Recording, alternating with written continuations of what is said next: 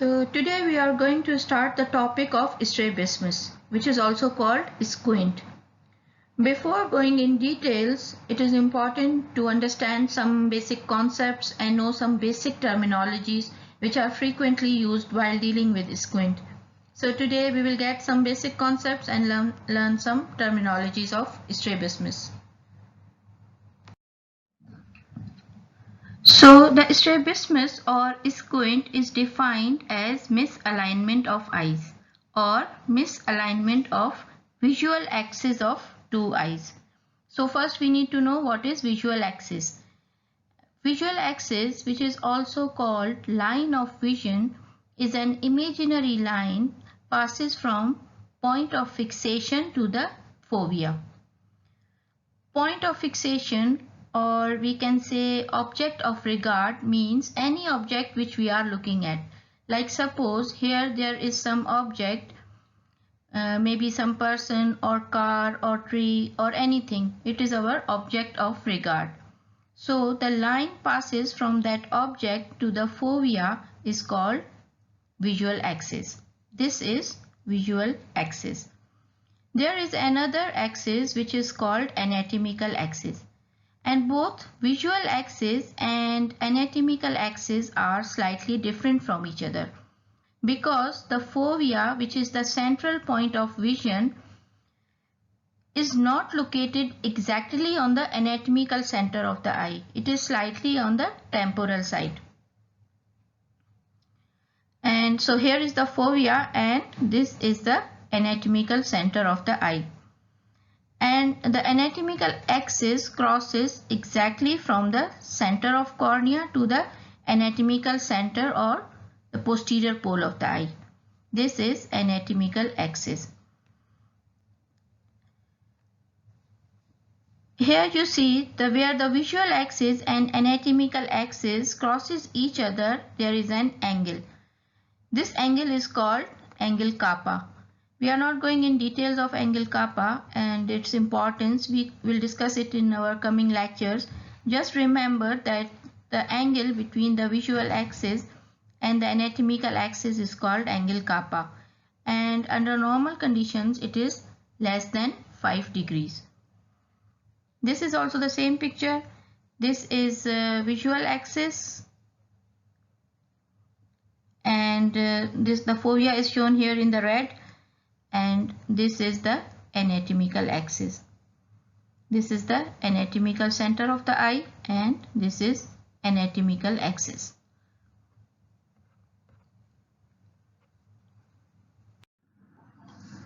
Now the binocular single vision. As we have two eyes which have to see simultaneously and in coordination with each other so that we can see a single image from two eyes. This is the right eye and this is the left eye, and they both are placed in the orbital sockets which are some distance apart. So when they look at some object, they see it with slightly different angles. Suppose here is some object and this is the visual axis of right eye and this is the visual axis of left eye. By looking into the object with different angles, they see slightly dissimilar images of the same object, and to make it single clear image they have to fuse that dissimilar images to make it clear. And if the eyes are well coordinated and their visual axes are well aligned with each other, they are able to fuse the images. So the BSV implies fusion. And what is fusion? Fusion is the blending of sight from two eyes to form a single percept. And so for the fusion, the two eyes must be aligned with each other. So when the eyes loses their ability of fusion, they are no more aligned and there is a misalignment of eyes. Eyes are deviated from each other. And this deviation or misalignment is called strabismus. Here you see the left eye is looking straight and the right eye is not in the same direction. It is deviated outside. So their visual axes are not aligned with each other. Suppose the left eye is looking at an object which is straight in its visual axis. Say it is looking to some person, and the right eye, which is deviated, also has some object, like you say a tree, in its line of vision. So either he can see the person or he can see a tree, and the patient always prefer to use the eye which is straight, and simultaneously he has to suppress the foveal image of the deviated eye, otherwise his brain gets confused between two objects.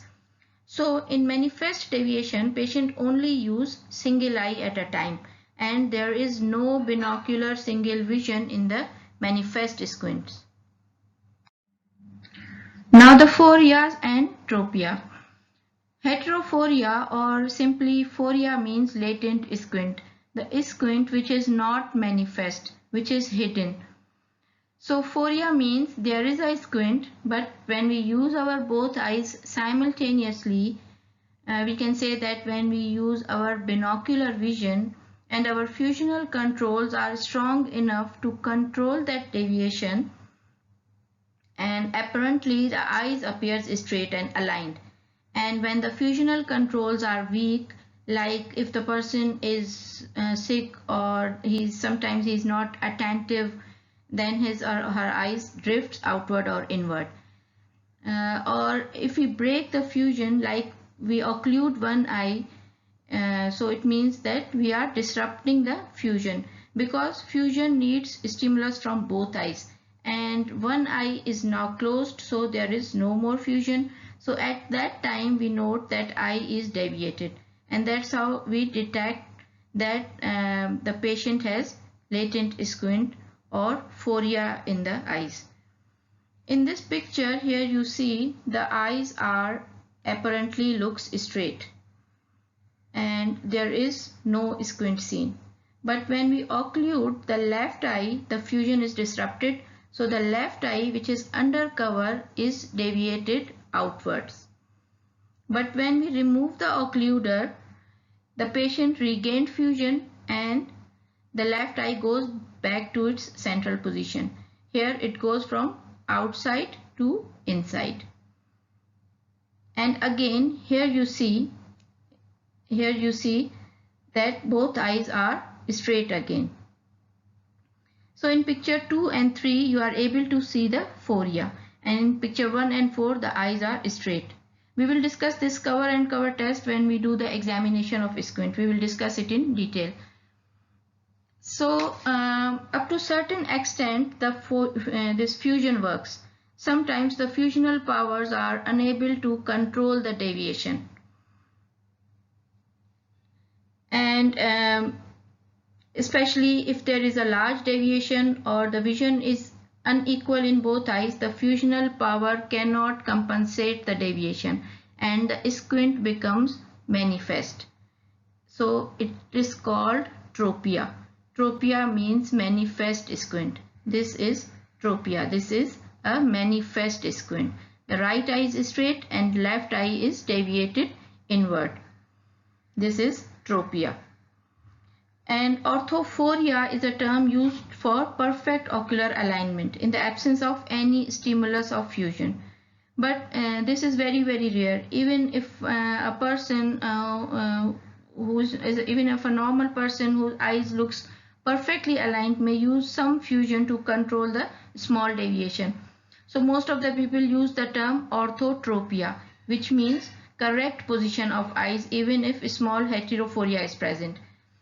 But practically speaking, orthophoria and orthotropia both means perfect ocular alignment, or a person who is having no squint. So don't get confused with both these terms. Now ESO and EXO. ESO is a term used for inward deviation. It is also called convergent squint. ESO may be phoria, that is esophoria or latent convergent squint, or ESO may be tropia, that is esotropia or manifest convergent squint. This is left esotropia.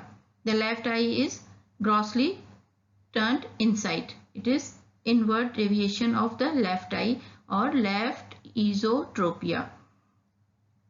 EXO means outward deviation of the eye or divergent squint. Again, It is exophoria or exotropia. Exophoria is a latent divergent squint and exotropia is a manifest divergent squint. This is right exotropia or right divergent squint. ESO and exo are also called horizontal squints because the misalignment is in horizontal plane. Now the hyper and hypo. Hyper is the upward deviation of the eye, which is again phoria and tropia. Hyperphoria, latent upward deviation, and hypertropia, that is manifest upward deviation. This is left hypertropia. And hypo is reverse. It is the downward deviation, again phoria and tropia. Now the classification of squint. No classification of squint is perfect. Several methods of classifying eye alignment and motility disorders are used. So we can classify squints on the basis of fusional status into phoria or latent deviation, in which the fusional control is always present, and intermittent tropia. Sometimes the fusional mechanisms are not strong enough to control the deviation at every time. So the phoria started decompensating, and some times of the day it becomes manifest squint, while on the other times the eyes are straight. It is called intermittent tropia. And then the true tropia, which is the manifest deviation and in which the fusional control is not present. And squint may be comitant or incomitant. Comitant squints remains same in all the directions of gaze. We have 9 gaze positions: primary, straight up, straight down, right, left, right up, right down, left up, and left down. When we measure squint in all the 9 positions, there is no difference in measurement, or there is difference of few prism diopters in the incomitant squints. And in incomitant squints, the angle of deviation is different in different directions of gaze. Extraocular movements are usually restricted, and the squints are usually restrictive or paralytic in etiology. On the basis of fixation preference, squint may be alternating when there is a spontaneous alternation of fixation from one eye to another. Here you see the fixating eye is left eye and the right eye is squinting eye. And in the second picture of the same patient, the left eye becomes squinting and right eye is straight. And then the monoocular squint. In monoocular squint, there is a preference of fixation with one eye, and the same eye is always squinting. Usually there is a gross difference of visual acuity in both eyes. Here you see right eye has squint, and even we have covered the left eye and forces the right eye to fixate, still the right eye is deviated. It is not getting fixation. So it is constant right exotropia, and usually the visual acuity in these eyes are grossly reduced. There is a gross difference of visual acuity in both eyes. And then the squint may be congenital or acquired. In the type of deviation, the squint may be horizontal, that is ESO or exo. It may be vertical, that is hyper and hypo. Torsional, that is encyclo and excyclo, or there is a combined type of deviation. Thank you very much. In next lecture we will continue this topic.